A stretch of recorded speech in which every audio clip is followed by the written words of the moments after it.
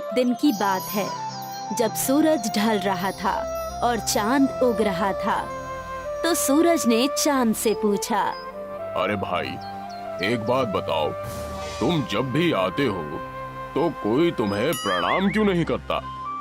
ऐसा नहीं है भाई, हर कोई एक जैसा नहीं होता। कई लोग मुझे भी प्रणाम करते हैं। पर मैं तो जब भी उगता हूँ तो सारी दुनिया मुझे जल चढ़ाती है, पर तुम्हें तो कोई भी जल नहीं चढ़ाता। सूरज और चंद्रमा की ये बातें बेलापुर गांव के लोग सुन रहे थे। तभी एक आदमी ने कहा, हम तो सिर्फ सूरज को ही भगवान मानते हैं, चांद हमारे लिए भगवान नहीं है। नहीं, ऐसी बात नहीं है, हमें चांद को भी भगवान मानना चाहिए। सूरज भगवान तो हमें रोशनी देते हैं, धूप देते हैं, चांद हमें क्या देता है? हर किसी का अलग अलग काम है। चंद्रमा भी हमें रात को रोशनी देता है। अरे पर उस रोशनी का हम क्या करेंगे? रात को तो हम सोए रहते हैं, हमें रात को रोशनी की जरूरत नहीं है। पर चांद का होना भी जरूरी है। हमें चांद की जरूरत नहीं है। अगर चांद नहीं भी होगा तो हमारी जिंदगी में कोई भी फर्क नहीं पड़ेगा। उसका होना और ना होना एक ही बराबर है। इस आदमी और औरत की बात चांद और सूरज दोनों सुन रहे थे। ये बातें सुनकर सूरज खुश हो गया और चंद्रमा थोड़ा उदास हो गया। सूरज ने चांद से कहा, देखा, बेलापुर के लोग भी मुझे भगवान मानते हैं और तुम्हें कुछ भी नहीं। ये लोग मेरी पूजा करते हैं। पर मैं भी तो इन्हें रोशनी देता हूँ। अगर मैं ना रहूं तो इन लोगों की जिंदगी अस्त व्यस्त हो जाएगी। कोई बात नहीं, वैसे भी इन लोगों को तुम्हारी जरूरत नहीं। अगर ऐसी बात है तो ठीक है, मैं अब से आऊंगा ही नहीं। चंद्रमा गुस्सा होकर वहाँ से चला जाता है। चंद्रमा के जाने के बाद बेलापुर में रात को अंधेरा छा जाता है। वैसे तो आसमान में कुछ तारे हैं, पर इनकी रोशनी बहुत कम है। अंधेरा इतना गहरा है कि किसी को कुछ भी दिखाई नहीं देता। अब खेतों में बुआई का वक्त आ चुका था, इसलिए किसानों को सुबह जल्दी उठकर बुआई के लिए जाना था, पर चांद के न होने से गहरा अंधेरा था। अरे उठ जाओ, आज खेत की बुआई करनी है ना, जल्दी चलो, नहीं तो बाद में तेज धूप हो जाएगी और फिर गर्मी में काम नहीं हो पाएगा। हाँ, खेत की बुआई तो करनी है, पर अभी रात है, बाहर बहुत घना अंधेरा है। मुझे तो लगता है सुबह होने वाली है, हमें चलना चाहिए। वो सब तो ठीक है, पर बाहर कुछ दिख ही नहीं रहा, जाएंगे कैसे? ठीक है, सुबह होने पर ही जाते हैं। ये दोनों सुबह होने का इंतजार करने लगे। जब सुबह हुई तो ये दोनों खेत के लिए निकल पड़े, लेकिन कुछ ही देर में तेज धूप आ गई और गर्मी के कारण खेत में काम करना मुश्किल हो रहा था। बहुत गर्मी हो रही है, चलो घर चलते हैं, कल सुबह जल्दी आ जाएंगे।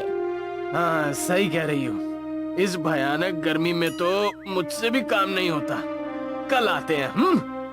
वो आदमी और औरत दोनों घर चले गए। अगले दिन भी जब वो उठे तो रात को चंद्रमा के न होने की वजह से बहुत घना अंधेरा था, और आज भी वो दोनों जब उठे तो सूरज निकल चुका था। सूरज की गर्मी के कारण खेत में काम करना मुश्किल हो रहा था। इस समस्या से परेशान होकर आदमी ने सूरज से कहा, हे सूर्य देव, हमें चांद की जरूरत नहीं है। अगर आप रात को भी रहें तो हमें कभी भी चांद की जरूरत नहीं पड़ेगी और हम केवल आप ही की पूजा करेंगे। ठीक है, अब से मैं रात को भी रहूंगा। अब दिन खत्म होने के बाद सूरज रात को भी बेलापुर में ही रहने लगा, जिससे दिन ढल ही नहीं रहा था और रात हो ही नहीं रही थी। अरे जल्दी से खाना बनाओ, नींद आ रही है, सोना भी है। अभी तो दोपहर का वक्त है, क्या अभी से खाना बनाना शुरू कर दूं? अच्छा ठीक है, बाद में बनाना। वो आदमी और औरत बहुत देर तक रुकते हैं, पर शाम नहीं होती, क्योंकि अब सूरज ढल ही नहीं रहा था। भूख से आदमी का बुरा हाल हो गया। अरे लगता है आज शाम नहीं होगी, तुम खाना बना दो। ठीक है, बनाती हूँ। औरत ने खाना बनाया और दोनों ने खाना खा लिया। अच्छा सुनो, मैं सोने जा रहा हूँ। अभी तो रात ही नहीं हुई। हाँ, सूरज भी तेज चमक रहा है, पता नहीं रात कब होगी। मैं तब तक नहा लेता हूँ। वो आदमी नहाने चला गया। बाप रे, आज तो बहुत गर्मी है। पता नहीं इतनी गर्मी में कैसे रहेंगे। आदमी नहाकर लौट आया। अरे नहाने के बाद भी कितनी गर्मी लग रही है। अब सूरज नहीं ढलेगा, इसलिए ये सब हो रहा है। ये सब सूरज की वजह से ही हो रहा है।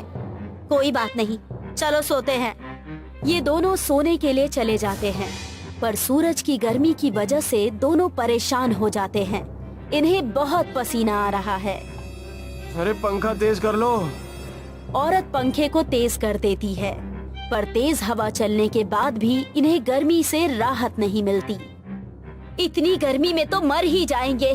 काश सूरज ढल जाता तो गर्मी कम हो जाती और हम लोग चैन से सो पाते। अरे अब तो ये गर्मी बर्दाश्त के बाहर हो गई है। मुझे भी लगता है कि हमें चांद की जरूरत है। चलो जाकर सूर्य देव से बात करते हैं। हाँ ठीक है, चलो। ये दोनों बाहर छत पर आते हैं। हे सूर्य देव, आपकी धूप को बर्दाश्त करना मुश्किल हो रहा है। इसमें मैं क्या कर सकता हूँ? तुम ही ने कहा मुझे रात को रुकने के लिए, इसलिए मैं रुका हूँ। हाँ, हम ही ने कहा था, पर अब हमें चांद की भी जरूरत है, क्योंकि हम इतनी धूप को नहीं सह पाएंगे।